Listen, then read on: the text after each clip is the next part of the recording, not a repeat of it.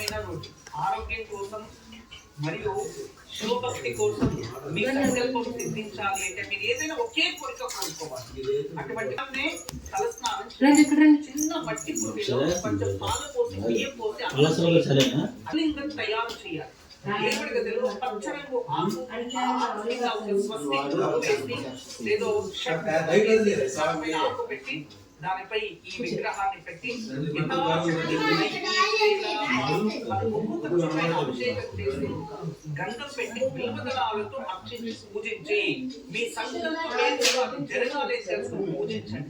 తర్వాత పూజ అయ్యి దీపాలు కొండెక్కి అంత అయిన తర్వాత సాయంత్రంలో అన్నంతో తయారు చేసిన శివలింగాన్ని గోవుకి మీ నిలబెట్టాలి. ఎవరైతే గోవుకి నిలబెట్టారో లేదో నీళ్లలో కలిపేసి తాగబెట్టారో గోవుకి మీ సంకల్పం 100% మీరు అనుకోవడం జరిగేది ఉంటుంది. అది ధర్మ కార్యం అయి ఉంటే మాత్రం ఎవరికో చెడు జరగాలి ఇంకోటి చేయాలి అనే ప్రయోగం మాత్రం ఇలాంటివి చేయకండి. అని చేయండి. గోవులు దొరకలేదా దాన్ని తీసుకెళ్లి నదిలో ప్రవాహంలో చెరువుల్లో జలరాశులు ఉంటాయి వాటిలో అయినా సమర్పించుకోవచ్చు. గురించి మరి శుభం జరుగుతుంది.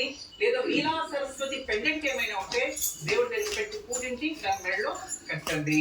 పిల్లలకు విద్యాభ్యాసంలో కలుగుతున్న ఆటంకాలు దూరమయ్యేందుకు, విద్యాభివృద్ధి కలిగేందుకు, రాహు దోషాలు దూరమయ్యేందుకు ఈ రోజు సాయంత్రం